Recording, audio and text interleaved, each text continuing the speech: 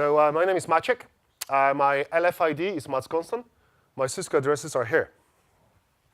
The first part of the presentation, I will present with the CSIT TPL hat on. So we have a project within the FD.io called CSIT. CSIT, to make it difficult for people to spell and pronounce. We still have a game open on how to paraphrase it, and we're also looking for a logo. Apparently, we need a logo, somebody said. CSIT stands for Continuous System Integration and Testing. Okay? I did not choose it. I inherited the name from somebody. It's basically a variant on CDCI, Continuous Development and Continuous Integration, and also the marketing folks call it CPL, Continuous Performance Lab.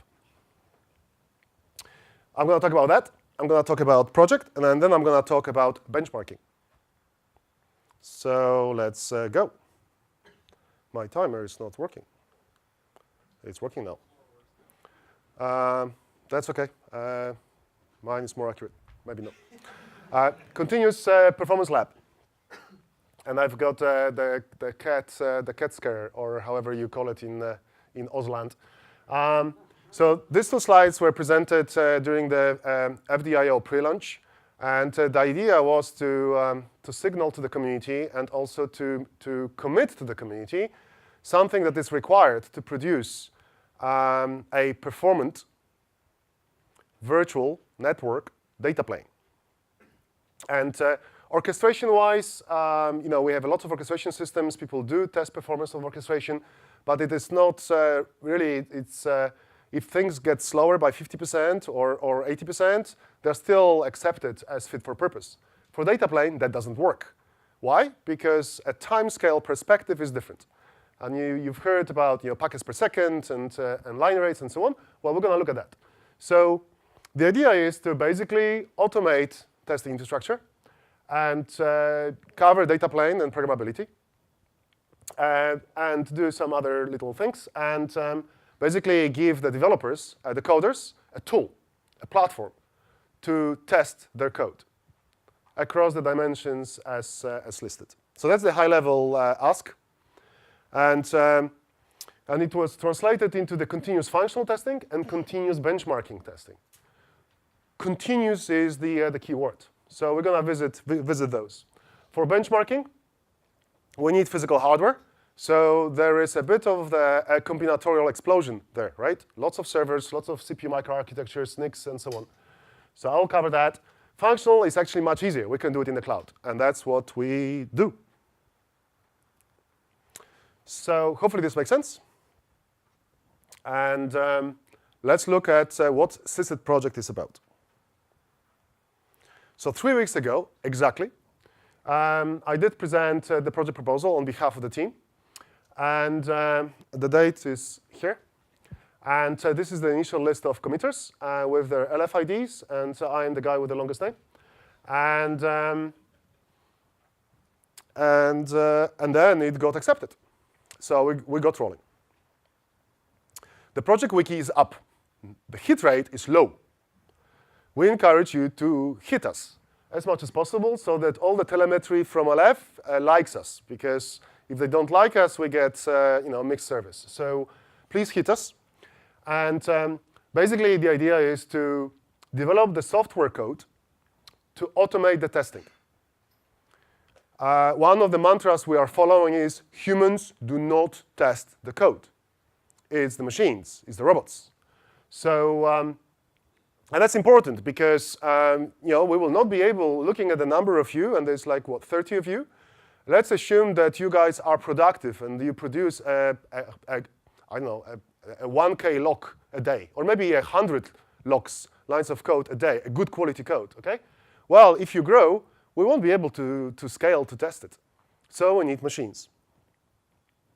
And we want them to be executed in the FD.io project. So LF provided the infrastructure.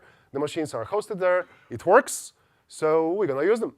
We're also integrating with the FD.io continuous integration systems, Garrett, Jenkins, and such. Well, I will trying to keep the such to 0. Okay? So Garrett and Jenkins is hard enough, and it's working. So that's a good thing. In terms of the code, well, there is this requirement about identifying project dependencies. Well, what we want to test VPP code. So you put new projects, you introduce new data planes, well, we will cover those. Programmability too. So dependencies are really VPP, honeycomb, CI management. As the new projects come along and they touch any of these, well, we want to test those. But we would also need your help. So you don't have to get involved live, although we do hold weekly CSIT meetings. So far we had 2, because we started last week. But we have a mailer, and we are keeping our mails short. So we're trying to stick to 3 lines, because that's what good coders like, right, Damian? And we also have an IRC channel. All conversations are happening in the open. So you may end up, we're going to end up with not necessarily good English and complete descriptions on Wiki and in emails, but they will be scrapped, and we need your help to make sure that this is all clearly understood. We are not going through some internal or click reviews for weeks without giving you a visibility of what's going on. So we are after complete and full transparency. Now, saying that, this is only our 2nd week running, so we're still in the bootstrap mode. If you go to this guy here, yesterday I posted test cases development draft plan. Please look at it. We need feedback. We are gonna, our mantra, I will explain actually what our mantra is. Our mantra is to ship the VPP code, and for the shipped VPP code to work well. Scope. I've been talking about it, lots of text. It's actually from the wiki. So you can read it on the wiki. Please visit. It's easy. It's wiki. It's Vue. It's CSIT. Do Google. Well, if all of you hit it now 5 times, then the rest of the people, when they do Google search tomorrow, will have it as a first hit on a Google search. Okay? That's the deal with Mr. Page and his algorithms. So, but what is actually CSIT about, and what are our aspirations? Well, they are maybe not shooting for the moon, but we're shooting high. So we see VPP from the user perspective as a kick-ass virtual network device. Platform, sure, you guys put features, but if we put in the network, it's a device. It's a system, sure, but it's a device that's speaking network protocols, that is processing network packets. So we need to verify it against the network specifications, right? So where are those? Well, they are RFCs, IETF RFCs. So for those of you who are not from networking land, and I'm a networking guy really, that's where the specs are.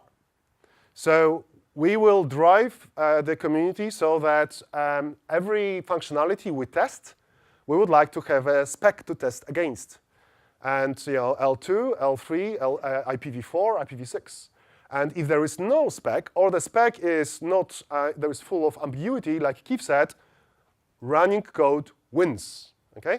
So we publish informative draft, we publish addendum drafts. Luckily, a lot of us understand how ITF works, and you can publish anything. It may expire if your area directors don't like it, whatever, but it's there, it's published. So you put a link, it never goes away. It's like internet, right? Whatever is published never goes away. So that's the beautiful thing here. Now, we also measure performance and efficiency. So, and I will talk about it a bit more. So metrics, packets per second, and CPPs, cycles per packet. And I'll explain why. And then we basically, we get performance baseline references.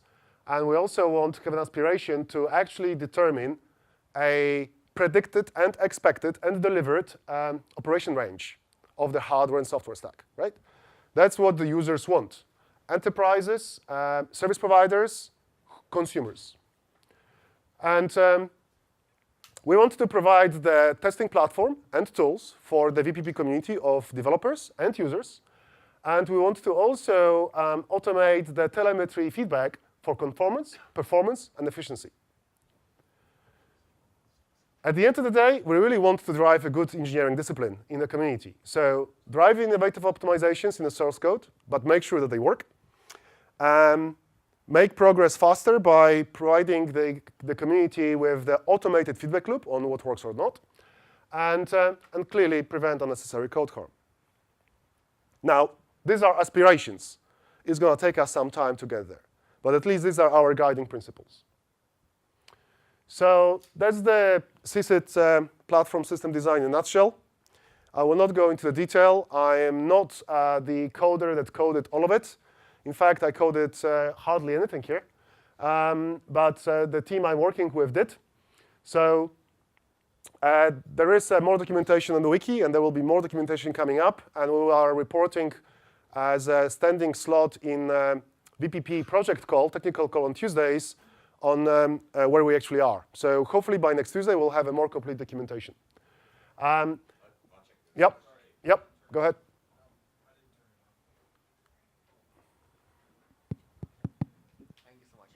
So the question is, on this picture, do you plan to support various environments like VPP running in a virtual machine, VPP running with, say, tunneling and things like that? Excellent question. So VPP can run anywhere, okay? Different types of machines. It can run in the bare metal host user mode. It can run in the VM. It can run in a container. Yes, we are looking to test all of those. Current tests are executed against the bare metal, but VM is coming with vhost user, and container is next. However, combinatorial explosion is not our friend. So, thank you. Excellent question. And each test case is actually tagged on where it can be executed in. So we're looking at 3 testing topology. So this is the robot magic, okay? I have no clue about it. Networking, I have a clue about. So we have 3-node testbeds and 2-node testbeds. Right now, we implemented 3-node testbeds. TG is a traffic generator. Suit 1 and Suit 2, Suit standing for system on the test. Euphemism for device on the test is where VPP runs, okay? This means that we can run any encapsulation between the 2 suits, regardless of TG. TGs are behind. TGs we run in LF are software-based TGs. They are not XIAs and smart bits, because nobody could afford them. You know, one card is like 110K, right? It's hard. However, computers are fast enough to drive them. So currently we have running T-Rex, which is open source thing that Cisco contributed. We're looking for volunteers to help us code Mungen and DPTK PacketGen volunteers. But the APIs are modular, and we are encouraging to publish the lot. So leading by example, CSIT team is already working on XCI APIs, and they will be published soon. In fact, they are already in Gerrit. So hopefully this makes sense. I'm going to keep going, because time is not my friend either. This has been presented by Stefan Kobza, one of the committers, who is the tech lead for the functional test framework. And he explains on how the system is built. A robot framework, Python libraries, and so on. It's modular. If you don't believe it, look at the code. And what we're doing right now, based on the feedback from FD.io TSC, so thanks to Ed and to Dave Barak, we actually are spending cycles on documenting. Because we want to, basically, every one of you, whoever touches the code, when you write the code, write the test code. And we're doing our hard and bestest, as my 15-year-old says, to make it easy for you. So test cases in English, and the robot will execute. But you have to conform with some syntax and semantics, because robots don't speak human, messy accent. Test cases. Running today in LF. So I told you, my cap, I like running. So I like running code. So, and I actually like running. So that's why I'm so skinny, they say. So this is the best way to see what's there, okay, is do the grep. So go to CSIT project, clone the repo, and do the grep, okay? Take this formula. Even if you're not familiar with grep, reg expressions, and whatever, just copy-paste, you will get a list. So that's what we're testing today. What you will see going forward, this is actually coming from the actual running code.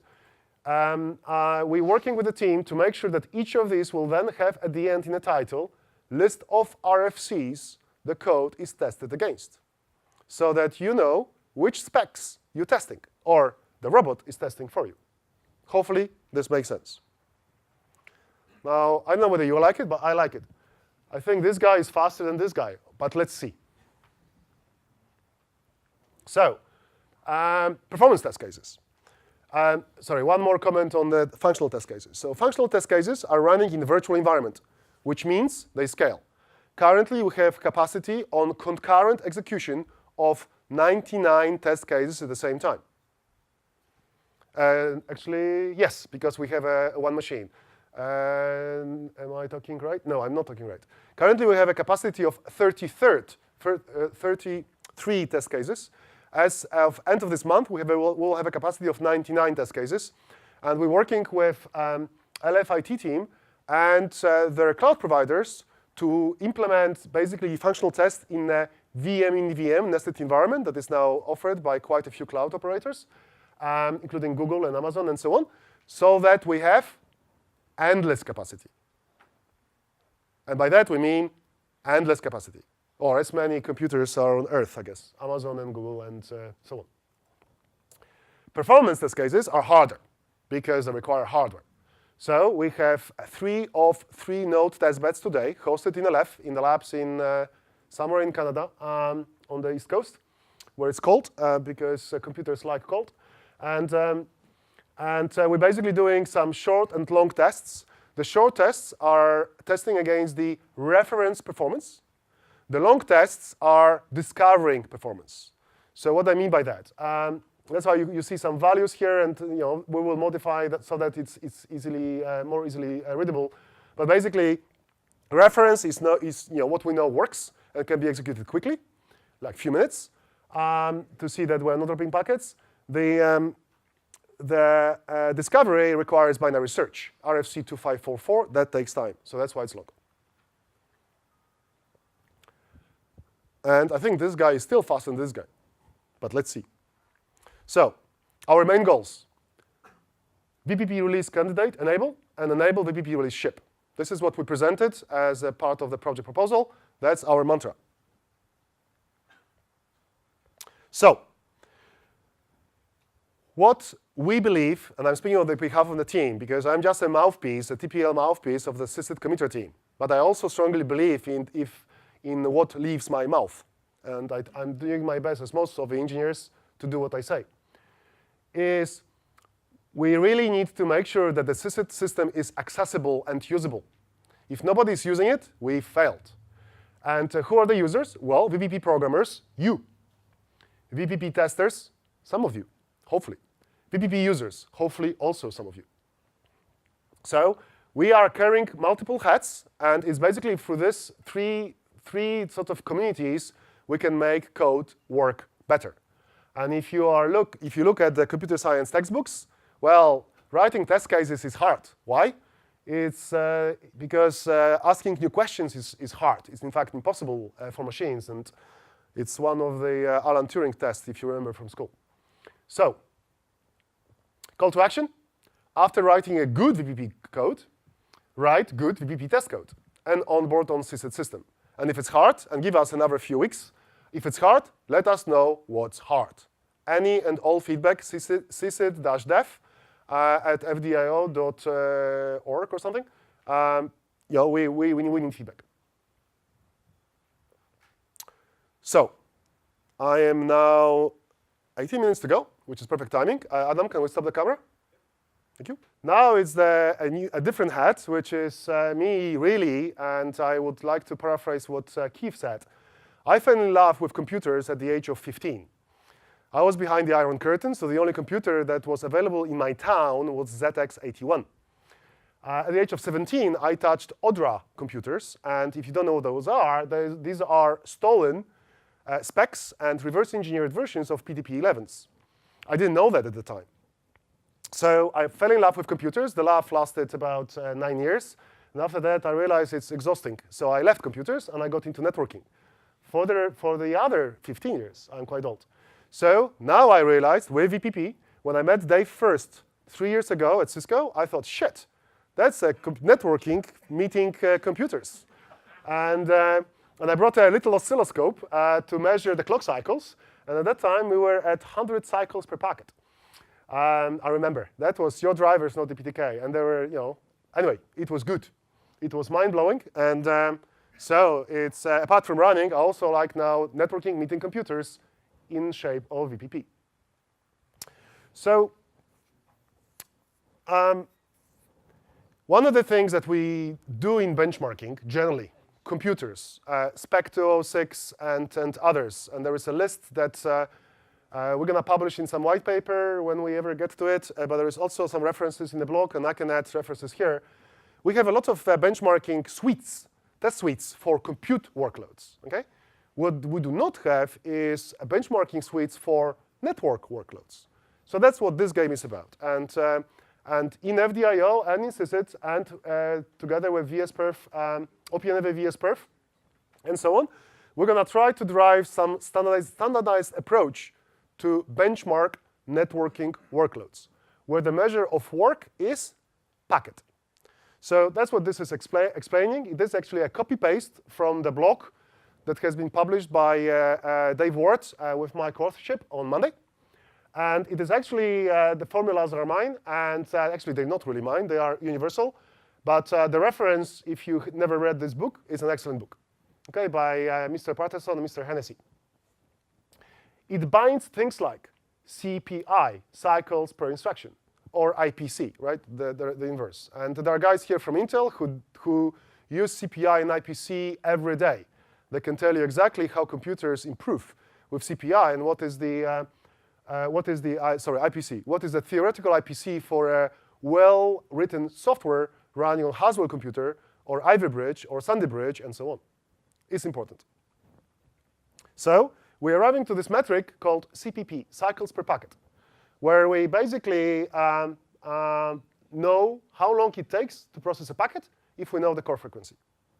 There are a few other dependencies, and some of the coders say that I'm oversimplifying, but we need to sometimes. What's the difference between network and compute workloads? Well, they're different. They have less time to do work, and the less time is, if you look up memory every time, you don't have time to process the packet because you have a budget of 67 nanoseconds on a 10 gig for 64 bytes, and accessing memory is 17 nanoseconds. Kristen and others already covered that. So conclusion is, well, computer efficiency is important. All right, I'm almost out of time because I want to do the demo.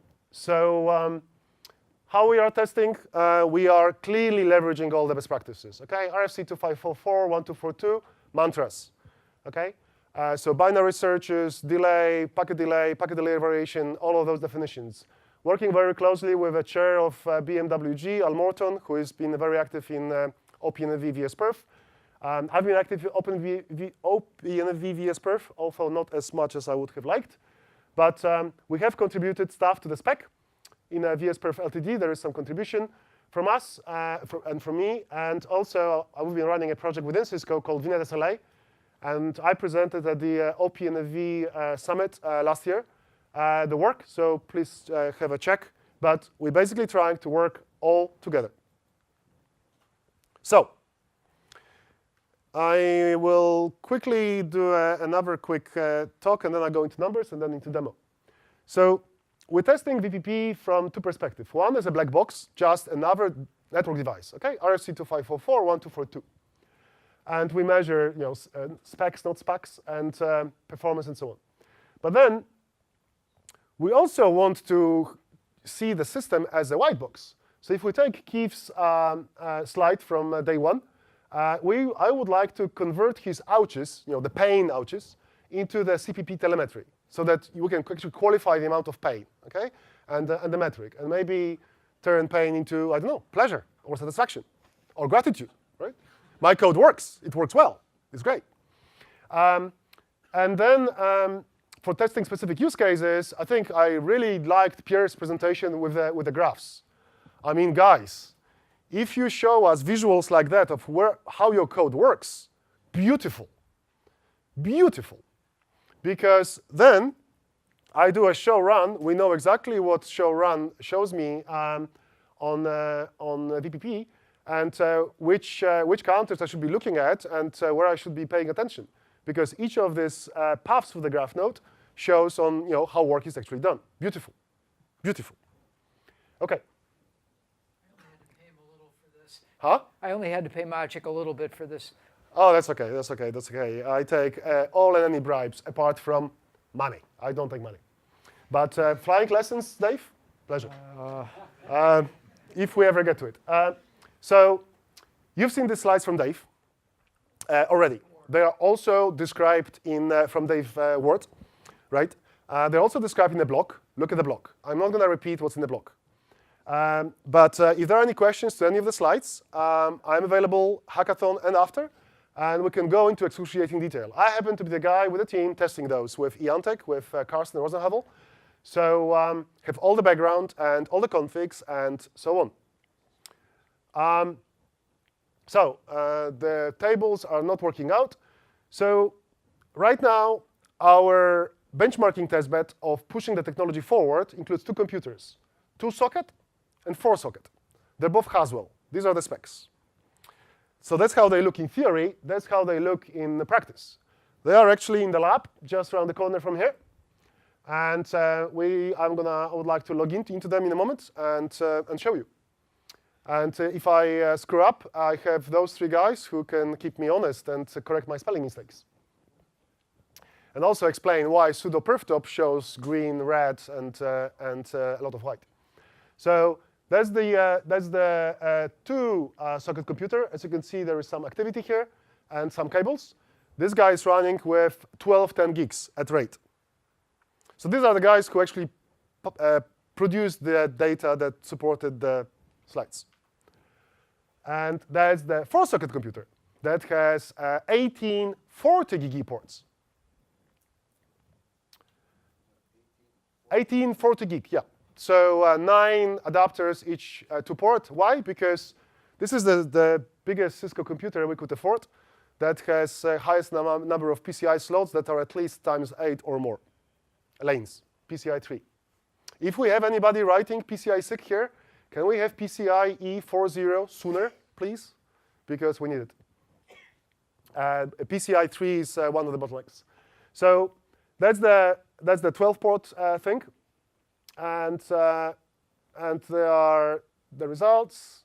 As Dave, this is the 18-port thing, and here are the results. And so one of the things here, this was supposed to be animated. I don't know why it is not animated. So this idea about driving the car came from somebody who likes fast cars. I think it was actually Emran. The executive sponsor at KeepSat. So you can see actually how hard VPP works by looking at the average vectors per node. And 27 is definitely VPP not working hard, right, Dave? Correct. So, as I've described, there's kind of a dead asleep, very low numbers, 1 or 2, a linear region, and then it'll hit the cliff at a certain point. The cliff is somewhere well over 130 to 150, where just the slightest bit of additional load will run the thing out of clock cycles. But okay. This isn't, this is, the workers are working, but you could flog much more sweat out of them if you beat them a little harder. So the way that the communication thing goes, these things got capacity, okay? It's not linear, so some of those statements here are not necessarily fully correct mathematically and from the engineering perspective, but the message is that there is space. And this is the test that we did because we forgot to switch off the computer, and it basically ran for a week, and it forwarded a lot of trillions of packets, and the latency was low. There was some question about latency. So we are looking to automate the latency. The problem we have is software generators are not very good at measuring latency accurately. So Ixias do it in FPGAs. Munjin says that they can do it in some specific NICs, but we haven't test verified yet, and so we need help. Anybody here with a strong feeling about time, delay variation, and interpacket delay variation, please help us. So You ought to point out that 3.5 mils was the absolute max you saw in a week, right? Well, I didn't. It was Well, IXIA. Yeah, no, This thing measured it. Yes. Yeah, but do you have even an average latency guess in there? Because that was one packet out of that ridiculous number. Right, right. So there should be an average somewhere here. Average here. 20 microseconds. I think doesn't that say nanoseconds? It is nanoseconds. 20 microseconds. Yes. Yeah. So so you get one outlier for God only knows what reason of 3 mils and an average of measured in mics. So don't highlight the MSEG, highlight the USEG. Highlight the what? USEC? What's USEC? Highlighting the worst case. Yeah. Yeah. Because the message here was actually it was a response to some report. I'm surprised he wasn't yelling at me about the one outlier he got as opposed to the. I mean, we were just chatting in a room network. If we saw that in the core and we thought that was the normal case. No. Exactly. So. Okay. Thank you. We will correct the slide. Chris, Yes. can you help us correct the slide? Sure. Thank you. But not the data. The data is correct. I'll change the data too. Well, you will need to talk to the FPGAs in this guy. Okay, so what did you say that the actual average latency is again? Maciek. On this thing, 20 microseconds. Okay, so the question is, what is the average latency measured here? Well, we need to zoom in here, but the biggest number I see here is actually 74 mics. Yeah. Microseconds. That's 10 to minus 6 seconds. Yeah, and to be honest about it, the mean looks to be 30 or 40 mics. One of the devices was behaving a little differently than the other. That's another thing about the hardware. When you get a big server platform, if some of the NICs don't work as well as the rest of them. So there's another question? Yeah, can you just repeat the question, man? Okay. Oh, here. I don't know. Repeat the package. What's the packet size? It says fixed 64 bytes. Now, this is IXIA. I really do not like the complicated maths. So we always quote, when we're testing here, untagged Ethernet L2 size. So that you add your 20 byte overhead, and then you can calculate the run rate. Interframe gap, preamble, blah.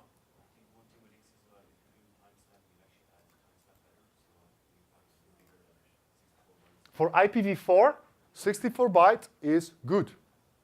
For IPv6, you're correct. The minimum you can get with timestamping is 70 bytes. That's why we have to do this CI mix thing. So yes, good point. OK, demo. So we have this guy, and we have this guy. And we have only time for one guy. So which one do you want? The four socket? OK, I don't know if it's going to work. So in case it doesn't work, why don't I finish the presentation, kill any Microsoft software running on my machine, and then we can do the demo. So let me quickly do this before I screw up my props and demos like I'm known to do. So the blog, published on Monday. Read it. Hopefully it's bloggy enough. It's long. So somebody produced a shorter version for people with short attention spans. But this is actually comparing this guy here, who is, if you type HFR in UK, in US doesn't work. But in UK, if you type HFR and click on images, you get this thing. And if you don't know what HFR is, it's a huge effing router, which is a code name for CRS before when it was developed. And actually, Dave says he's an architect for this. And in fact, Dave Ward. Dave Ward, yes. Yeah. Yes, something nice. Well, watch it. So it's in fact, that's a good one. It's Dave versus Dave. Dave Ward versus Dave Barak. Because we're comparing VPP running on this guy and What, an 8-slot CRS? this guy, yes. Yeah. And there's a mouse in the block. And it's and versus. You pick which. And hopefully it's a good reading. Give us feedback. Q&A, and then there's a reading list. So, I was behind the Iron Curtain. So when the Iron Curtain went down in 1989 and the wall, I had to catch up. So I've been reading books. And I've been reading a lot in English and German, as I used to speak German and studied in Berlin. And apart from the war, we also talked about computers and science and stuff. So this is just a snapshot, but these guys were very good. So if you want to know about languages, human or machines, lambda calculus, and these guys rock. Okay, that's why C is so good. And the rest is you read. Patterns network architecture. I really like the John Day's book, and somebody here is a friends with him. So ask him for intro. I will. That was Florian, right? And VPP source code. Okay, read that. It's a good reading. I'm still reading, and the complete list is much longer. So with that, I think we're good for the demo. And my talking time is, I have 1 minute to go. So, and obviously I do what the audience says. So we can do the demo, or you guys can have lunch. Keith? Just crank it up, will you? Let's go, mate. All good. Crank it up. OK. So the font is low. I don't know, this screen has got weird resolution. There's something going on the screen. And so, huh? Mike? What? Oh, Mike. Yes, Damian, I need help. Can you help? Yeah, what? It's OK. So you know, somebody said naming is important, right? Somebody in some presentation course told me that the only way to attract the human attention is to just call them by their name, spaced 3 to 5 seconds. Every human, however senior or junior is, they will always react, even presidents. Okay? So that's why I'm calling Damian by his name. OK, so this is the guy. I can't see with my glasses, so I'm getting old. OK, this is the guy. So LS, PCI, CPU. No, LS, PCI. No, LS, CPU. OK. So you can see this is what the machine is reporting. We're here. So we have 4 sockets, 41 nodes. It's a genuine Intel, and it's x86_64. And this is Moloch's 1.2 gig. This is not correct, and I think that's it. So if we look at what's running on the thing, Control B3. OK. So we're running 18 40 gig ports. We are using hashing in hardware using RSS, bless you. OK? RSS is 2. So each NIC gets a packet, and it hashes this into 2 streams, or 2 flows, and sends them to the as instructed by PPP code, to 2 different worker threads. So we have 18 ports. We have RSS2. So we have 36 worker threads. And these are the guys. If you count them, that's 36. 2 times 18. OK, and now I need to go to somewhere else. 2. No. 1. Ah. So what do we have in the FIP? Show IP FIP.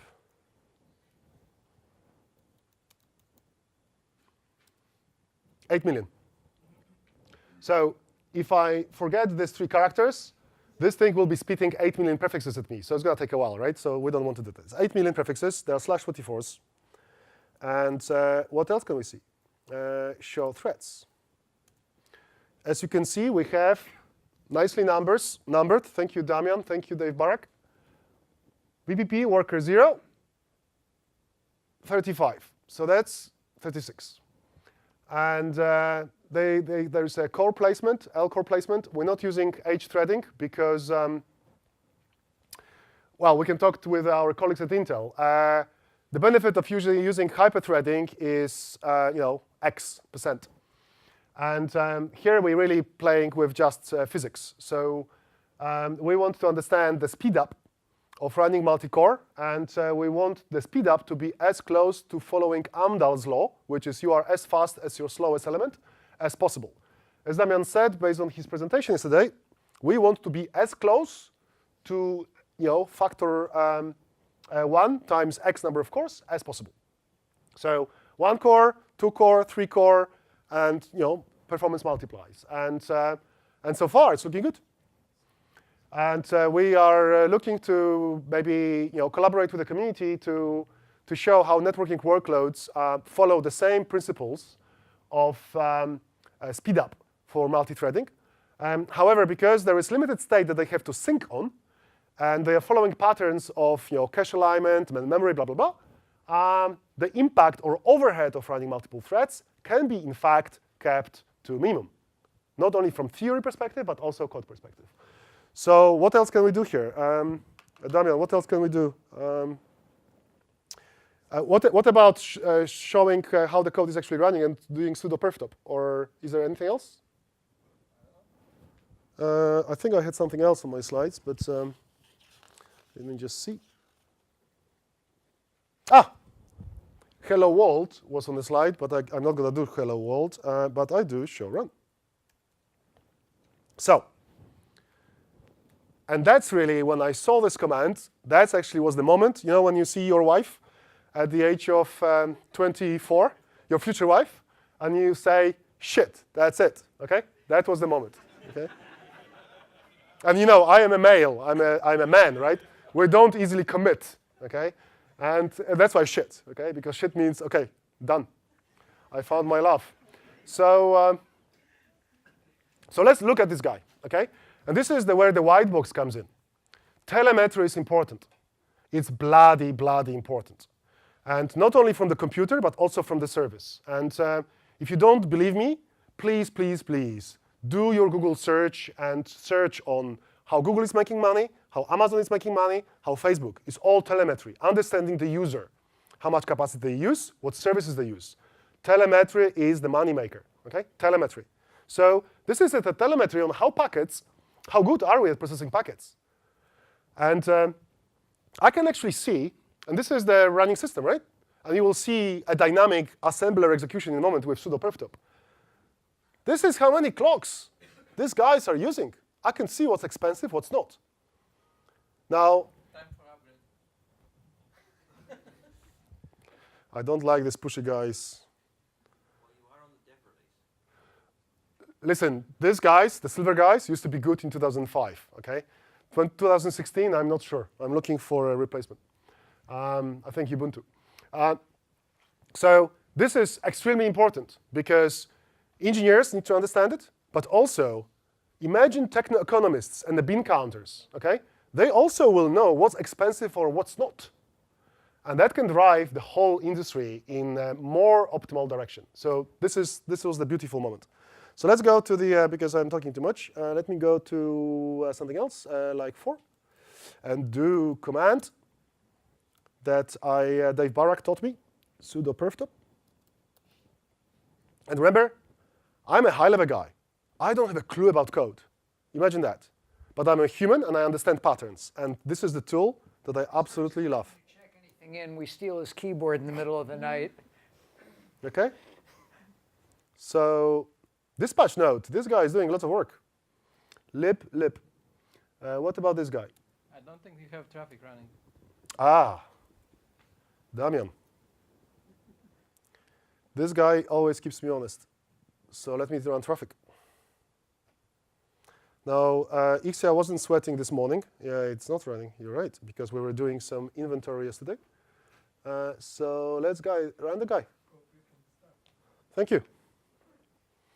So if you ever tested large routers, okay, especially high capacity ones, the first thing you're going to hit on your first day in a lab, and usually one day becomes a week or a month, is that you need to work out what you're testing.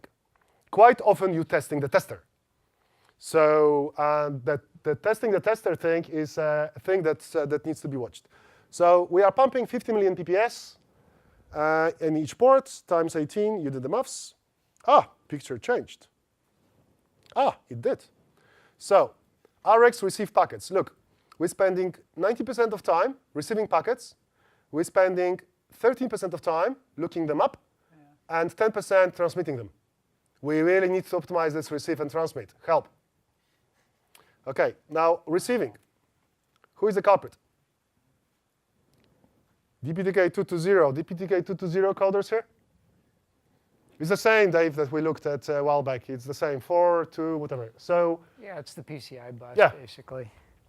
So look at the green, the red, and the white. Okay? We're going to replace the white with the yellow. And we are working on a traffic light system to give you feedback. Sorry, these fast robots that keep running, whether your code is good, you're at the border, or no way, Jose. And that's how we're trying to abstract and oversimplify. And we are working with colleagues from hardware part, Intel, to actually help us build this telemetry and include it in the FD.io. So we are privileged to have good teams and engineers from multiple companies covering hardware and software. And I think we can do a kick-ass job going forward. So that was the four-socket computer. The computer is in building 16. It's available for viewing by booking, and remote viewing, and personal viewing also that can be arranged too. I'm available later. People are happy to poke at the system, but they will have to go from my computer. So clean fingers only. Well, that's why we put you after lunch, so people leave your machine alone. And this is actually the other machine, and it's doing also work. And the only thing I wanted to show you that the screens I showed earlier were actually not made up. So this is the 24-core guy. Oh. And Control B3. So this is the 24 cores. Yes? Got that? OK. And it's doing basically something else. It's doing whitelists. 24 workers, as you can see. So if I just do show run, you can see some more nodes here. So it's doing DPTK input and COP input and COP whitelist. Dave, what does the COP stand for? C-O-P? How would you put it? Like the traffic cop? Oh, you mean the policeman? Yeah, yeah. That's the difference between the American English and British English, you see? Well, actually, what it really is I hate typing long names, even though you'll find plenty of them in VPP. So you know how Brits read it? They said you misspelled cup. Cup of tea. Oh. OK, that was supposed to be a joke. Damian has a really amusing YouTube video. Yes, we do, about the Italians. I'll share that one privately. OK, guys, but I'm so not about that's to put it on tape. that's really me. If I could just do one more thing. And this is, I'm going to bring up one more visual. And I know I'm over time, so Keith, apologies. And also everybody's with hungry stomach like mine, apologies. But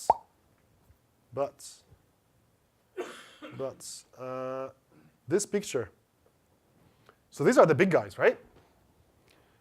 But the beauty is that we have a lot of little computers that run Ubuntu and run VPP. And there are some over there blinking. And they are 4-core ARMs. They're called Odroid C2s. And they're running VPP too. And we're just building a 3-node testbed out of them. And we're looking to run assisted code on them as part of the hackathon. Whether we're going to make it or not, we'll see. But the beauty about this, and I don't know whether it was Pierre or Florin, somebody said that it's software. And software can be moved, and it can be run, and it can be replicated. Once it's written, replicating is easy, right? And it's using internet to mushroom. So I leave you with that. And are there any questions? Any questions? Because if you don't ask me questions, I'm gentle today, I'm going to ask you questions. So. Not any further into lunch. Okay.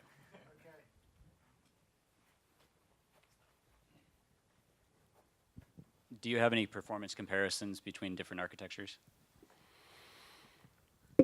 Not yet. Or not optimized enough to be fair.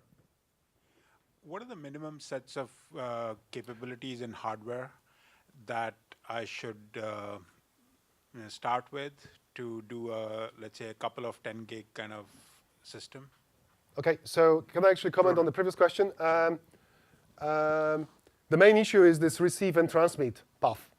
Because we have a running code, VP, on different architectures, but optimizing the receive and transmit, that's why it's not fair.